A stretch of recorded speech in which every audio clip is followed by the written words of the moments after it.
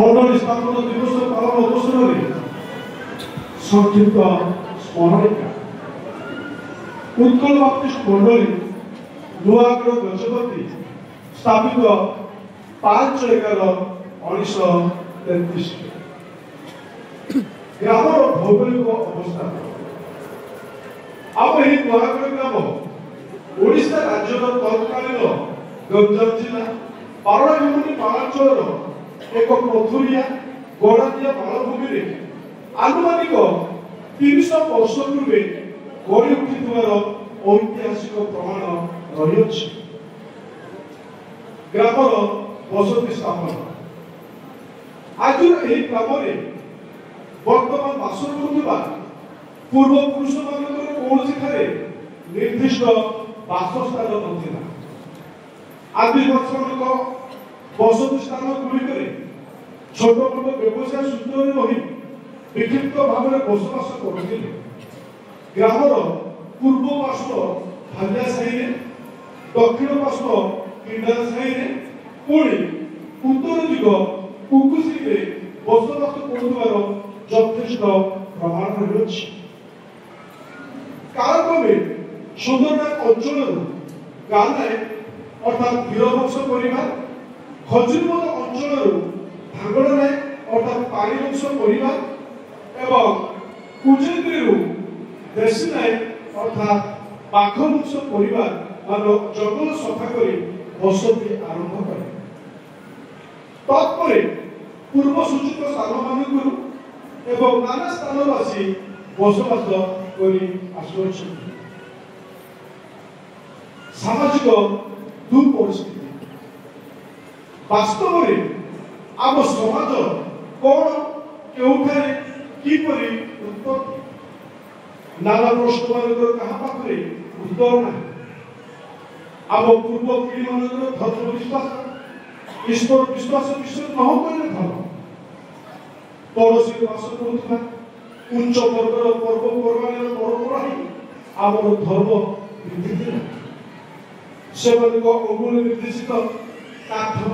पत्थर ही आम पूजा देवदेवी रूपे स्वीकृत मोटामोटी कहवा गले समाज सभ्यता संस्कृति बोली आमर आत्मोन्नति नाहे कहले अतृप्ति हम ना परिचय विहीन जाति समाज ख्रीष्ट आलोक प्रकाश प्रभु को महानवर धन्य विंश शताब्दी पारण अंचल पाण सौरा और कुल समाज धर्मर्क सूर्योदय शताब्दी अच्छे प्रातस्मरणीय स्वर्णमधुर्य स्वर्गत जे ज्ञानी को प्राणदाता प्रभु यीशु ख्रीष्ट कामना फल माध्यम पारणाघाटी को स्वर्गदूत रूपे 1902 मसीह प्रेरण करते फल सारा मालांचल अंधकारवासी कृष्ण का आलोक आलोकित हो पारे सारा इलाका चहल सृष्टि हो आम ग्राम सुसमाचार प्रवेश सर्वप्रथम उपरोक्त संवाद नहीं दुई जन कथोलिक दास एक स्वर्गीय रामचंद्र चेना और द्वितीय स्वर्गीय दत्त मिश्र ब्रह्मपुर ग्रामवासी दांड पीड़ा मान प्रचार करते सरल प्रचार में विश्वास कर 5 जन प्रथम प्रभु यीशु को त्राणकर्ता रूपे ग्रहण करते प्रथमतः स्वर्गीय दासरथी सिंह द्वितीयतः स्वर्गीय पुरंदर वीर तृतीयतः स्वर्गीय शांतना पाणी चतुर्थतः स्वर्गीय अभिमन्यु पाणी और पंचमतः स्वर्गीय रामाया माली एमाने 1916 मसीह बड़पदारे जे एक ग्रानेरी द्वारा बाप्तिस्म ग्रहण करथिले ता पूर्व दासपाणी नामक जैनक व्यक्ति 1910 ख्रीष्टाब्दे गुप्त भाव में डूब रही बोली जना जाए पुणी 1920 मसीह कर्कल्य श्री जे प्रथम कृष्ण को त्राणकर्ता रूपे ग्रहण करथिले जल दीक्षा ग्रहण करी एमानक सह जोग देले अभिमन्यु पाणिक बारंबार ये सातटी परिवार ने प्रथमे उपासना होउथिला नुआर समाज गठन तत्परे 1927 जन प्रभु जीशु को ग्रहण करी 1924 मसीह ग्लाडेनिंग साहेबଙ୍କର ବାପ୍ତିସ୍ମ ଗ୍ରହଣ କଲେ ସମୁଦାୟ 34 ଜଣ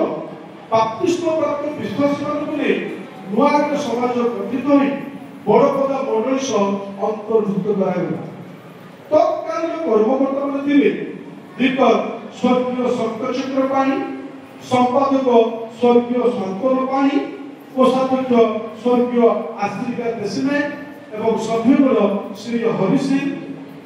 मनोहर सिंह, अब्राहम पाणी, कतिक गाने, रामराज वीर और बेहेरा धर्नामु पाणी प्रथम उपासनालय निर्माण। उपासना निमंते कौनसी प्रशस्त स्थान नथिबारु कोषाध्यक्ष स्वर्गीय आश्रिका देशनायक अगना मध्य रविवार उपासना होतिला। तापरे वर्तमान गिरिजाघर दक्षिण दिगरे 11 गज दैर्घ्य और 5 गज प्रस्थ परिमित एक उपासनालय चाल छपर घरे बहु वर्ष पर्यंत उपासना होउथिला। मंडली स्थापन इतिमध्य विभिन्न समय ग्रामर अनेक व्यक्ति प्रभु को ग्रहण कर बाप्तिस्म ग्रहण कले। सभ्य संख्या 120 रु ऊर्ध्व हेबारु प्रभु को दासमान को परामर्श क्रमे 5/11/1933 तारीख रे आम एही गोआगर मंडली मान्यता पाई तालिका रे सम्मेलन नवम स्थान रे स्थानित होई अछि। मंडली प्रथम कर्मकर्ता मान पालक आचार्य सुरथ सिंह दीपक प्रथम स्वर्गीय शंकरचक्र पाणी, द्वितीय दीपक स्वर्गीय मधुगंगा, संपादक स्वर्गीय शांतन पाणी, कोषाध्यक्ष स्वर्गीय आश्रिका देशनायक। अधिकন্তু अनेक चाक्षुष साक्ष्य बहन करने प्रभु आम मंडल शतायु को बचाई रखिंट से श्री सामुएल सिंह जो महाश्री को संबर्धना ज्ञापन कर। द्वितीय उपासनालय निर्माण उपासना निमंते स्थान नियंत्रण होता जो अन्य एक गृह निर्माण परिकल्पना करा जाए 47 हाथ धर्म और 34 हाथ प्रश्न विशिष्ट एक उपासनालय निर्माण 1/2/1949 तारीख में प्रार्थना सह भित्तिमूल स्थापन करागला। पर विभिन्न समय 2-3 थर संप्रसारण करा जाय अछि। तृतीय उपासनालय निर्माण मंडल सभ्य संख्या मात्राधिक वृद्धि पाइबार उपासनालय संप्रसारण बा नूतन उपासनालय आवश्यकता मंडल अनुभव कला। 2017 मसीह तत्कालीन उत्तर बाप्टिस्ट मंडल सम्मेलन मुख्य कर्मकर्ता सभापति स्वर्गीय पालक आचार्य चंद्र पास्त्री, संपादक पालक आचार्य आमोद कुमार पाणिक कर कमल भित्ति प्रस्तर स्थापन करागला। किंतु केतक अनिवार्य कारण जो 1 वर्ष पर्यंत कार्य स्थगित होगला। पुनश्च 2 वर्ष पर 2019 मसीहा कार्य आरंभ हो केवल स्तंभमान निर्माण करा। पुनश्च सभ्यमान मत प्रार्थना जो 4 वर्ष पर्यंत निर्माण कार्य पुनः स्थगित रखा। तत्पर 2023 मसीह तत्कालीन मुख्यमंत्री माननीय श्रीजुक्त नवीन पट्टनायक 15 लाख अनुदान प्राप्त पर सभ्य मन एक नूतन प्रेरणा जागृत है। प्राचीन श्री नीरजचंद्र पाणिक नेतृत्व में नूतन उपासना निर्मित है। 5/11/2024 ठारू उपासना परिचालित हो आसुअछि। मंडली केतेक अविस्मरणीय घटना प्रभु धन्य आम नुआगढ़ मंडली सम्मेलन रेकर्ड संख्यक वार्षिक अधिवेशन अनुष्ठित कर जथा 1934 1945 1952 1955 1958 1960 1974 1990 और 2009 ख्रीष्टाब्द मानक 9 थर वार्षिक अधिवेशन करने प्रभु मंडल को सक्षम कर मंडल विरुद्ध अन्य संप्रदायर मोकदमा उपासनालय सत्ताधिकारी AOICC सहभागिता मंडली 1960 मसीह पारला म्युनिसिप अदालत रे एक मोकदमा दायर कले तार पूर्व से माने बाप्टिस्ट धर्मगत परित्याग करी भिन्न एक धर्मगत अर्थात सहभागिता ग्रहण कर सारी उक्त मोकदमा ब्रह्मपुर जिला जज कोर्ट रे फैसला होइतिला प्रभु नाम धन्य हो विचारपति बाप्टिस्ट मंडली सपक्ष रे राय प्रदान करते जो विश्वासी माने मोकदमा लड़ी कंसा तंबा बिक्री संप्रसारित होते से माने एक स्वर्गीय संत चक्र पाणी दुई पालक स्वर्गीय विद्यानंद पाणी स्वर्गीय नित्यानंद पाणी स्वर्गीय सर्वानंद पाणी लिखन स्वर्गीय वाल्मीकि पासवानी स्वर्गीय विनायक वीर स्वर्गीय सोनक पाणी स्वर्गीय अपर गाले स्वर्गीय पाउल पाणी स्वर्गीय प्रेमानंद पाणी एवं स्वर्गीय शकुंतला पाणी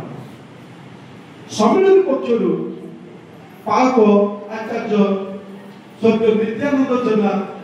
संपादक मंडल सम्मेलन तत्कालीन वो आचार्य सुरत सिंह कुमार समस्त घटनार साक्ष्य बहन करने तत्कालीन बेहरा को प्रभु बचाई रखिछथि से हेले आज वर्तमान जहाँ अनुपस्थित हेतु कौन आम संबोधन ज्ञापन करूँ से हेले श्री जिसाय पाणी मंडली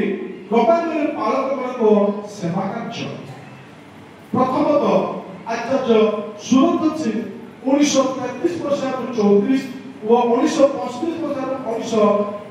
1959 25 वर्ष तीरधान 17 12 1969 द्वितीयतः आचार्य शंकरचक्र पाणी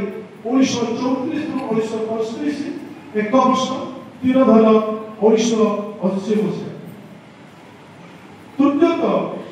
आचार्य विद्यापति पाणी 1962 1996 34 वर्ष